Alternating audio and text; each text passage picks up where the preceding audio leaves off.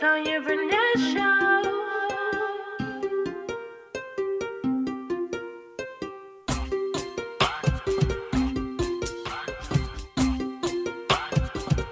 It's the Tanya Barnett Show. It's the Tanya Barnett Show. It's the Tanya Barnett Show.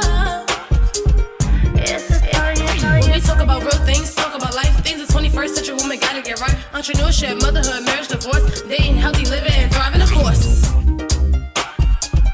It's the Tanya Barnett Show.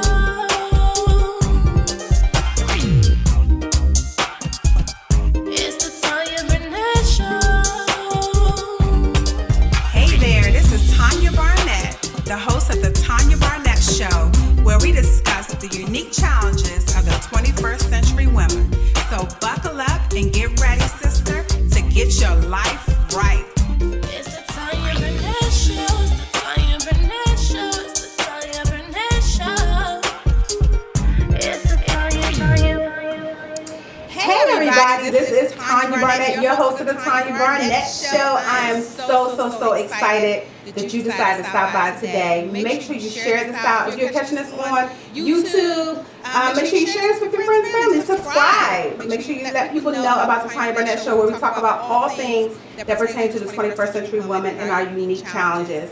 My special guest tonight is fantastic, y'all. You're going to love her. She's doing fantastic things that are near and dear to my heart. She is empowering our young women, something that you all know that I am very passionate about, and I cannot wait to share her with you. But I wanted to let you all know that I am thankful, so very thankful for you all hanging with me, hanging tough, hanging tight. People emailing me, sliding in my DMs, saying how much you appreciate the Tanya Barnett Show. And I want to let you know I appreciate you, because I would not be here if it was not for you. So thank you so much. Thank you for all my guests that I've had up to this point. I have some fantastic women, just like my guest tonight, that are just going to blow your socks off. So if you are ready, I'm going to take this quick break. We're going to come back with She's Gotta Have It, where I feature my favorite Black businesses. See you in a little bit here on the Tanya Barnett Show.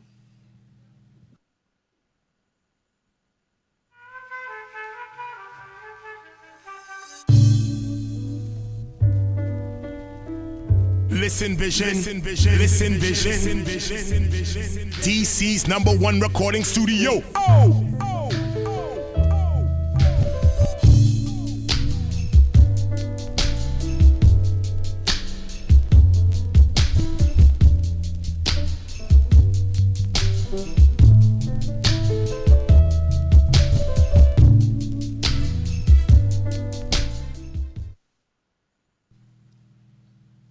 Hey everybody, this is Tanya Barnett, the host of the Tanya Barnett Show. I am so excited about this segment, which is She's Gotta Have It, where you know I share with you a Black business that I have to have, a Black entity, a Black organization, a Black author, whatever it is made for us and by us. So my shirt that I have on today, it is so appropriate for today. And it says, let's build Black political power. And so my She's Gotta Have It is the Collective PAC.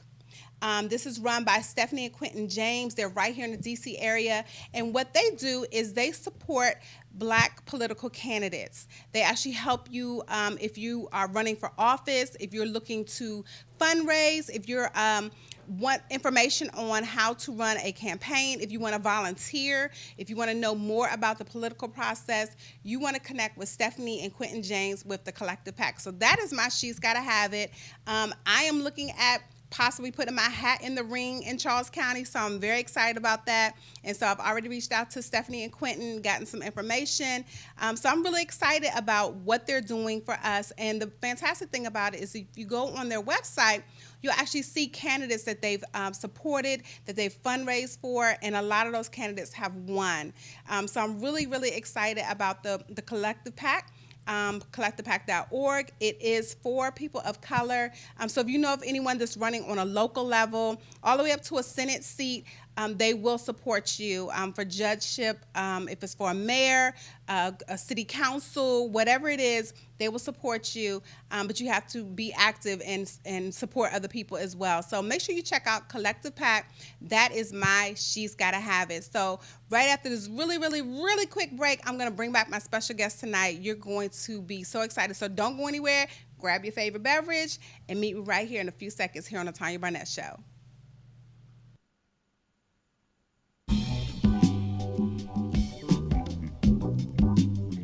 Listen Vision. Listen Vision. DC's #1 recording studio.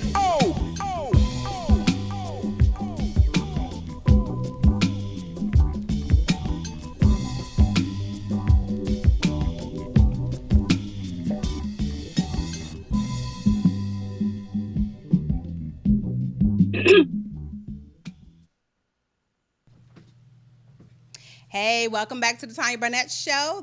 I am your host, Tanya Barnett, the flyest talk show on the internet.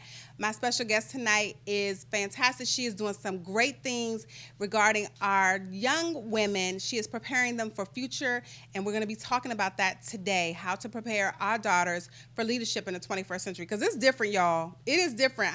I'm an 80s kid. I was born in the 70s, but, grew up in my formative teenage years in the 80s.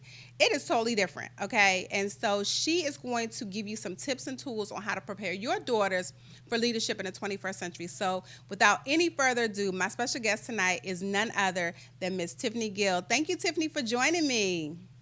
Thank you for having me, Tanya. My pleasure. Welcome to the Tanya Barnett Show. I am so excited that you decided to take time out of your very busy schedule, because your resume is like forever days long. And so I am honored and so very happy and thankful that you said yes to being my guest tonight. No, I am thrilled that you thought of me. Thank you so much. Awesome. So for those people who don't know about Tiffany Gill, can you give them a little snippet about who you are? Sure. So I guess the biggest bulk of my career life has been around the nonprofit world. I've been in the nonprofit arena for about 16 years in various capacities. I stepped out probably in 2014 and decided to do some consulting in that arena. And that's around the same time that I launched my initiative. So I have a solid nonprofit, both on the foundation side, the community-based organization side, programs, board development, you name it, I've done it. I also do a lot of writing. So I'm working on a book. Yay!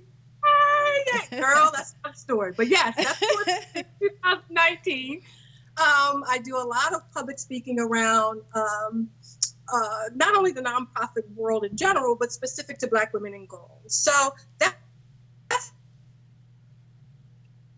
who, though, I'm a Black woman who cared, who was fortunate enough to grow up in an environment where I was surrounded by lots and lots of powerful women that I had access to, and all of that feeds into who I am today. Awesome. And you know what? It's so funny because when I was checking you out and reading on your bio, and I've been following you for a while, especially Black Girl Unscripted, I saw that we have a love for African American history. And so that just I'm like, yes. I'm obsessed with our history because we're so powerful. And that's the whole purpose behind the Tanya Barnett Show. I'm featuring today's history makers because we're making history today, and we need to be celebrated today, and it needs to be acknowledged today. And so I love the fact that you are acknowledging people who surrounded you and gave you that love for what you're doing now. Because a lot of people think, they see you on social media, they see me on social media, but they don't know that there's a backstory, that there are people whose shoulders that we're standing on right now to be able to do what we're even doing. Sure. Always a backstory. And you got to remember that. Absolutely. So tell us a little bit about Black Girl Unscripted and how that got started. So I officially launched Black Girls Unscripted in 2013, early 2013. I had just learned about the attempted suicide of my former mentee. She grew up in the DC area, was living in Texas with her dad, and had come back to the DC area and wanted to connect with me. So we did. And when I saw her, her whole demeanor changed. I mean, she was a totally different kid from the young girl that I remembered mentoring a few years ago. And we talked, and she finally showed me her wrists. She had slits. So there were keloids there. And I asked her what happened. And she said, well, I tried to kill myself. And so we talked for hours and hours about what was behind that. So outside of the mental health piece, which is a huge factor, and that's something else really, really need to shine a light on. What she shared with me was that she didn't feel pretty. She didn't like her features. She's a dark brown skinned girl and very natural hair and wide nose, very Afrocentric features. She didn't think the boys liked her. But one of the most profound things she said to me, Tanya, was that she didn't think there was anything good about growing up to be a Black woman anyway. Wow. So yeah, I digested that, and my drive back home was a very emotional one. And I knew that I had to find a way to bring girls and women together in ways that they can have discussions that are very transparent and honest and empowering and safe. So that's what Black Girls Unscripted is. I love it. I love it. And the fact that you took what someone, shared with you, something very intimate, and decided to create a movement around that is just, we don't have too many people that do that. And I love that, that you saw a need and created a solution. And we need more women like that. So kudos to you for that. I really appreciate that. So that kind of segues into my question, or the topic for today, where we're going to be talking about preparing our girls for leadership in the 21st century. So here's this young lady who didn't even see a future for herself.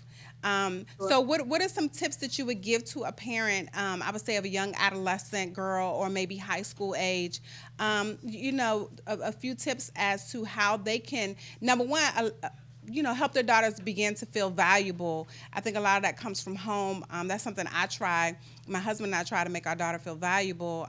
But what are some things that you would suggest that a parent does to even make the child have some self-worth? Yeah, and that's a critical starting point, Tanya. The whole self-image, self-value, how girls perceive themselves. I think as parents, the starting place has to begin much younger. Okay. Alicia was 13 at the time, but what we know is that girls as young as 3 and 4 and 5-year-old, they're exposed to media in ways that we just never were. Right. And so they're starting to formulate ideas and opinions, not only of who they should be, but how the world perceives them. So a parent really needs to start having those empowering conversations, making sure that their daughters see themselves in ways that are fortified, outside of what they see in media. Introducing them to books that have them, that show them, that represent them in ways that are positive. You start those conversations. Another thing that I think that's really critical, and I think it's just inherent to who we are as women, we do a lot of work masking and trying to sort of hide and stay strong all the time. I think it's important for mothers especially to let their daughters know they're human, that they don't have to be strong all the time. That's so that they good. Don't have know all the answers. I think when you do that, it breaks down the barriers to conversation. And then mothers and daughters, teachers and students, whoever those prominent parental figures are in a girl's life, it makes the flow of conversation much easier. So being honest about things that you've gone through, being honest about the fact that you don't have it all figured out, and that your journey is a continuous one. That's another critical thing. And then really, really taking the time to listen to your daughter. Wow. To listen to our girls. We've had lots of conversations with mothers and daughters together, mothers and daughters apart. And one of the things that always comes out is that my mother really doesn't listen to me. My father really doesn't listen to me. They don't see me, or they don't understand me. So create a space and an opportunity, and there are a multitude of ways to do that, where your daughter can talk freely and openly without judgment. All of those things are key, are critical ways to build up and empower our girls so that they feel good and confident, which are cornerstones to leadership. Wow, that is so key. And that's something that Don and I work on. I'm just going to be, and I'm very transparent on my show. I think I kind of dropped the ball with that with my oldest daughter, who's now 25. And so during her high school years, unbeknownst to me, she was a cutter. And so I found out maybe right when she was getting ready to graduate from high school, and I was devastated. And that was one of her complaints, like, I try to tell you guys stuff and you tell me to suck it up, or that's life, and, all these things, and never gave her an opportunity to really break down and be vulnerable and cry. And, because we tell our kids, oh, it's just words, or get over it, or keep it moving, or, all those things, but they're still children, in their formative years. And so now with our two younger kids, I mean, they're 17 and 15, we have an open door policy and say, hey, you can come and tell us anything. I don't care what it is. I will listen without judgment. I won't be mad at you. I won't, look at you sideways or, say anything crazy. And so now they're more inclined to tell us. Sometimes my husband's like, that's TMI. I don't need to hear that. But, making that space available, because I felt awful that I didn't give my oldest daughter that space to do that. So that is just so key, from a mom who had a daughter who was a cutter. And I didn't realize she was cutting, until later on. And that was devastating to me, because I'm like, oh my God, I created this environment where she didn't even feel comfortable talking to me. So she chose to cut to deal with the pain. And how is she doing now? She is 25 in the Coast Guard, and she's thriving. See? There it is. So, and I asked that question because parents don't come with manuals. No, they don't have everything figured out. We do things and say things with the best intentions, and it's not always the best thing. The key is that there's an opportunity to have the discussion, to put that behind you, and moving forward, what to do and what not to do. I think, and I've talked with a lot of parents, whether we're talking about eating disorders, cutting, a whole host of behaviors that they were clueless about. Right. And just the nature of the family structure. And also, kids are very good at hiding things. It's just that simple. So you have to be really intentional about paying attention to what's going on in their world. Absolutely. Absolutely. So I thank you so much for sharing that about, teaching your child self-worth, providing an environment where they can be safe to, speak without judgment. So right after this break, we're going to come back with a few more tips on how we can prepare our girls for leadership. So we talked about the self-worth. Now we're going to talk about how we can really prepare them for leadership, because we need it with everything that's going on right now in this 21st century. So hold tight, everybody. Make sure you stay right there. We'll be right back here on the Tanya Barnett Show.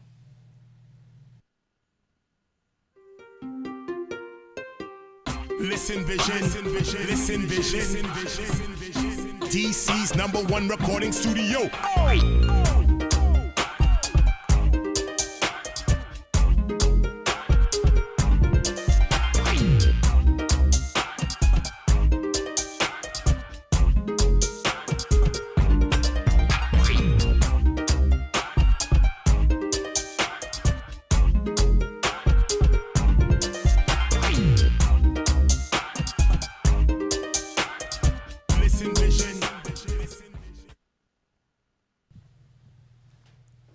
Hey everybody, welcome back to the Tanya Barnett Show. I'm the host, Tanya Barnett, the flyest house show on the internet. My special guest tonight is none other than Miss Tiffany Gill of Black Girl Unscripted. Welcome back, welcome back. Thank you. Awesome. And our topic tonight is preparing our daughters for leadership in the 21st century. So Tiffany, when I gave you that topic, what was the first thing that kind of came to your mind with preparing our daughters for leadership in the 21st century? Because it is so needed today. We're seeing people, the older generation, leave and things of this nature. What do you think we need to do to prepare our daughters for leadership? So I'll tell you, the first thing that came to my mind, Tanya, was, how do we prepare all girls for leadership? Okay. And then sort of reshape this definition of leadership. Okay. What we know is that there are some girls who have access to resources and parents and teachers and folks, mentors around them who keeps them politically informed. We also know that there are some girls who don't have that sort of access. What I hope to see, though, is that we figure out a way to engage every girl so that she has a seat at the table. So when you mentioned leadership, I thought, let's be careful that we don't exclude some of our girls who are brilliant, creative, innovative, have powerful solutions to not only dealing with the policy and social justice issues, but innovative enough to come up with business ideas. We want to make sure that we include all girls. So that's the first thing that came to my mind. But with regard to how we prepare them, I have to tell you, our girls know a lot more than we give them credit for. They are far more active and engaged than I will honestly say that I was at 13, 14, 15, right. 16. And again, that goes back to the level of access and resources and information that they have available to them in ways that we just didn't. But I think too, when we pay attention to the movements that have been taking place over the last 5-6 years, our girls are really starting to figure out how they fit in and carving a space for themselves. Our role really is to provide them with the platform and the information to do that. Right. And we can do that again through mentorships. We can have our daughters join there are different civic organizations that they can join. There are civic groups in schools, but it is key that we not only encourage the girls who have a genuine interest in this, but really, really put a fire in the girls who may not yet understand the role that they play in helping to shape policy, helping shape conversations, because all of those things have an impact on virtually everything that touches Black women. Wow. So, when as a mother, as a teacher, as a pastor, whoever it is who comes in contact with young girls, the first thing is to let them know that leadership doesn't only mean you have to be this charismatic, outspoken, in front all the time person. That's not what true leadership is. Leadership means that you have the ability to think, you have the ability to research on your own and find out answers. You have the ability to speak eloquently and intelligently about a particular subject. Leaders are less likely to become followers, and they're not necessarily concerned about people following them. They really are focused on transformation. Right. So helping our girls understand what leadership really, really means, so that they can look within and say, hey, yes, I do have some of the qualities of a great leader. Right. Putting wonderful leaders in front of them that they can have direct access to and have conversations with. All of those things are critical tools to preparing girls to take on leadership roles in their community, in politics, in their home, across the board. Right. And it's so funny because with my youngest daughter, I explained to her how she shows leadership in the community, because she's like, Mom, well, I'm not National Honor Society. I'm not. So for her, she thought leadership was all of these societies and organizations. But I said, okay, you're a cheerleader. You're the one that the coach goes to choreograph the dance sequence, and everybody, you're teaching everyone the dance sequence. I said, that's still leadership. You have to be able to command people's attention. Absolutely. So even if it's in sports where you're the team captain, or, you're someone who's calling the plays, or, things of that nature, I think it's important for our girls to understand that leadership comes in all different forms as well, not just civic. And that's something I had to get my daughter to understand, because she kind of felt like, well, I don't have leadership qualities. And I said, hey, you've been in Girl Scouts since you were in 4th grade. Now you're in 12th grade. You're a Red Cross certified babysitter. You babysit people because of that certification. So you have some leadership skills. So I think even changing the narrative about what leadership looks like, because they may think Hillary Clinton, or Oprah, and it may very well just be the person who is organizing those files to make sure that Hillary Clinton needs what she has, has what she needs. So, those are things too. Absolutely. They're all critical. Sure. Absolutely. Awesome. So I want to ask you a really quick question, because I'm intrigued by what you all do at Black Girl Unscripted. So you do several things, and can you share just some of those things that if a parent wanted to reach out to you and went to your website and they're looking for some type of help or support in the leadership space, what can they find if they were to reach out to you? So there are a couple things that we do through the organization. We host what we call BGU circles. Okay. And those are in partnership with both Prince George's County and Baltimore County Library Systems. So girls come together and we have discussions around all of the important topics and issues that are of importance to them. Okay. We talk about them at length, and then we give the girls an opportunity to propose solutions to those problems. So we will be restarting those in May of this year. Okay. We also work in conjunction with schools. So we have school partnerships where it's a little bit different, and it's not as focused on the leadership piece. It's more focused on the self-esteem and media literacy piece. But it's a journaling program where we allow girls to tell their stories. And we really, really drive home the importance of writing out how they feel. We've gotten so attached to social media and the quick texting and all those things. In this program, we encourage girls to pick up a pen and write their stories. It could be short stories, they could be fictional, non-fictional, introspective pieces.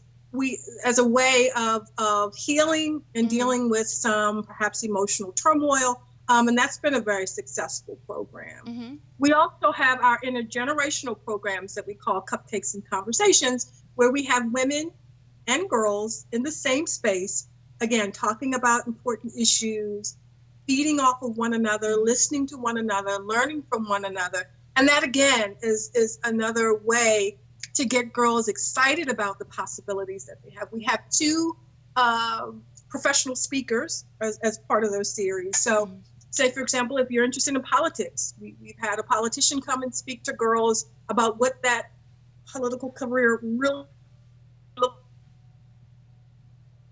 like. And so we're in the room who may have had some interest, got an opportunity after the event to have one-on-one conversations with her.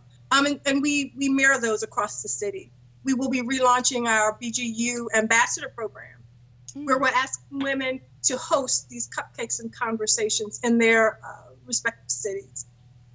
All of this is just focused on getting girls in the same room with older women who've been there, done that, learning from them directly, because what we find is that in this digital age, access is critical. Right. It's one thing to see someone and have follow them, or maybe even reach out to them on LinkedIn. But the opportunity to sit across from a woman who's doing something that you want to do, who can share her experiences with you, are critical. So again, all of these things go into empowering our girls, helping them to see what's possible for them, and then giving them the tools to take those, their dreams and thoughts, and move forward on them.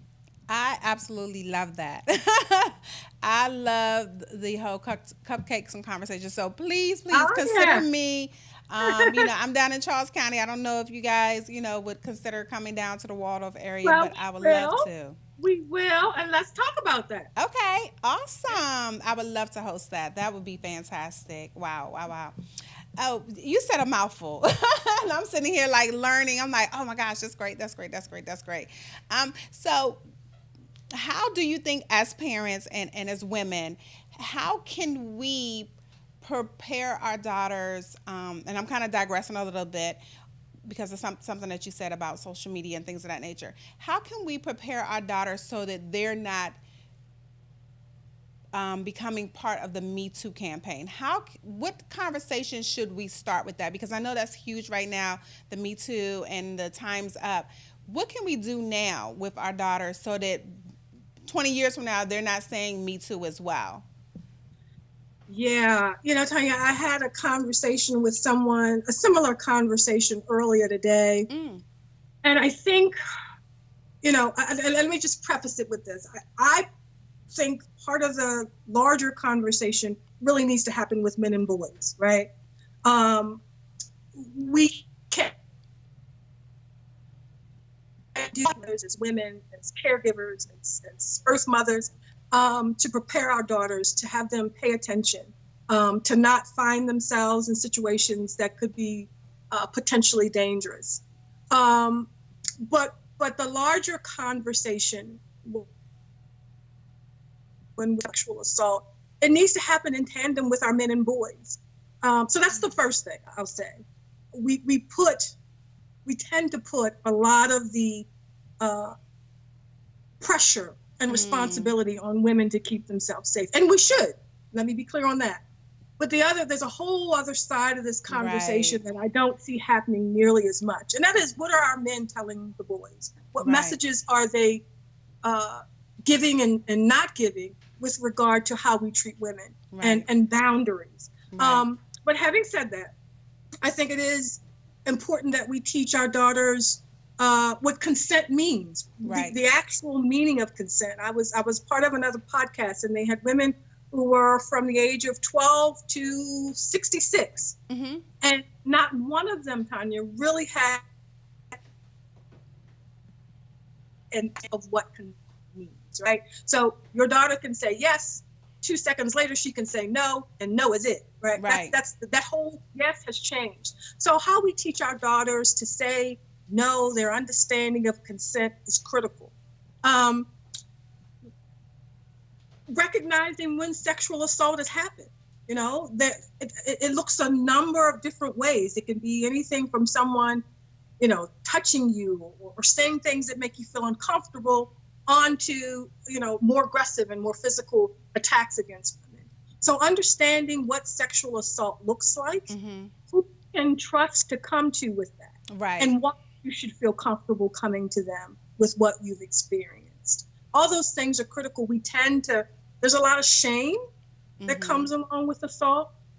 And so teaching our daughters that they've done nothing wrong, Right. that in the event, whatever it looks like, if they're uncomfortable, they don't have to remain, use their voice, they're powerful. All of these things are important for them to understand if and when they find themselves in certain situations. Boundaries are critical. Right. It's okay to say no. It's okay to say, I'm not interested. It's okay to say all those things that girls sometimes feel a little uncomfortable saying because they may like the boy, they may be afraid that he won't be interested in her. Mm-hmm. But, you know, I think overall, the most important thing that we can tell our daughters is that they're valuable. Right. And no one has access to them without their consent.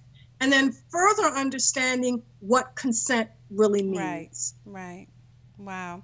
That is so good. And I think too, when I think about my children, and in the past, you know, it was always told you have to hug this person, or, you know, you can't say, you know, I was always taught you don't tell an adult no, you know, but there was no explanation. Okay, when is okay to say no to an adult, you know, type thing. And I even think about, you know, my mother be like, go kiss your, you know, go hug so and so or kiss so and so, you know, and not knowing that a child may feel defensive against doing that, and then the parent is still pushing that child to do that. So we even set our children up benignly, not understanding that we're teaching them to not hone into how they feel, you know, that we're overriding that and saying, okay, your no is not okay in this situation. You have to go kiss that aunt or hug that person or whatever, you know, that thing is. And the other thing I teach, because I'm a substitute teacher at a middle school, is I heard one of the girls say, you know, this boy had hit her, and another friend said, oh, well, that's because he likes you. And so that's another narrative I'm trying to get the girls to understand. I don't care if he does like you. He is not allowed to put his hands on you. So even